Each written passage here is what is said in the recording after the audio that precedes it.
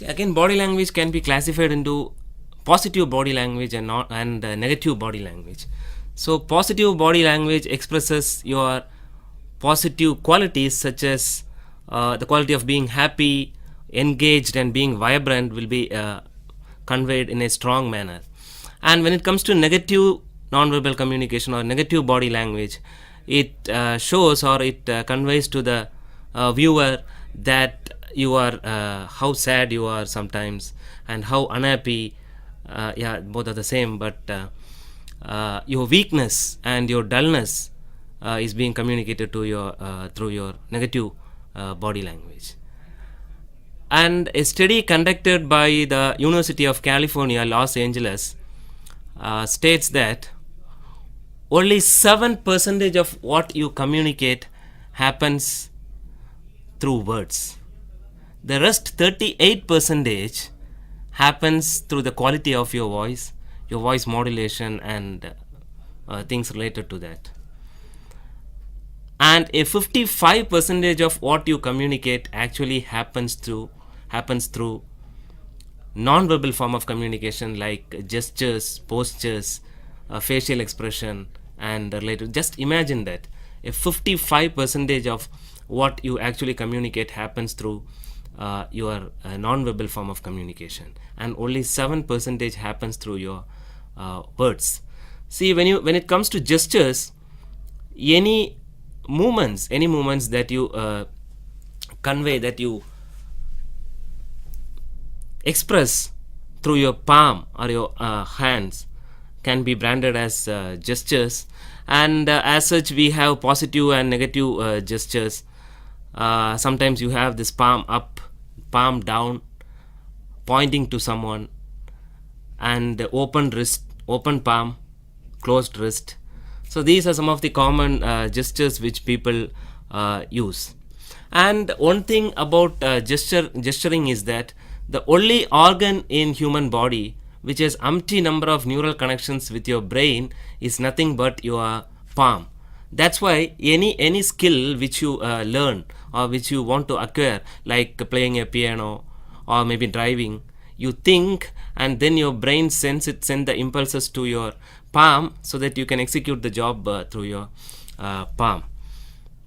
And again, people who experience initial stages of stage fear while making their presentation can also ease themselves by making use of gestures, if they like, especially when it comes to shivering, which is a sign of stage fear.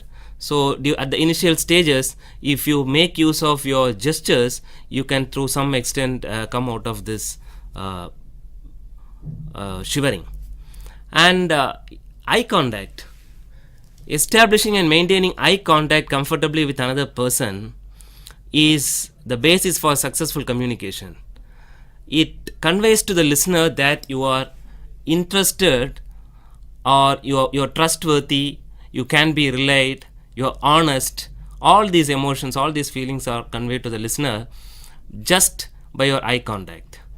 And in general, people tend to look towards things which interest them, and they also look away from things which are which they don't like, which they dislike. And it is also being told that eyes are the gateway to the soul.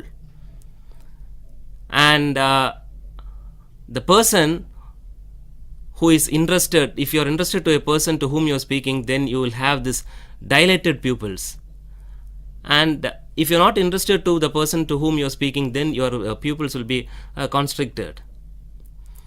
The Chinese philosopher Confucius says that look directly into a person's eye and he can't hide himself. So to that extent is eye contact, and especially when it comes to students, and during an interview, or maybe when you converse with a teacher, with someone who is superior to you, the way you maintain eye contact tells it all, whether you can be relied, whether you are truthful, whether you are trustworthy, and things like that. And a person who walks with his head held high and open chest gains everybody's attention. And to that extent that I have also heard HRs who conducts interview claiming that by the way a candidate walks into my cabin, I am able to decide if this particular candidate is fit for this job, for the selection process, or will he succeed in the interview. See, to that extent, it's more powerful. And one happy news about body language is that, because earlier there was another thought which said that body language is something which cannot be mimicked or imitated. It is to the full or to the core an unconscious process, and it comes from within you. But the happy news with the experts on body language like Amy Cuddy and others is that body language is something which can be imitated for positive outcome.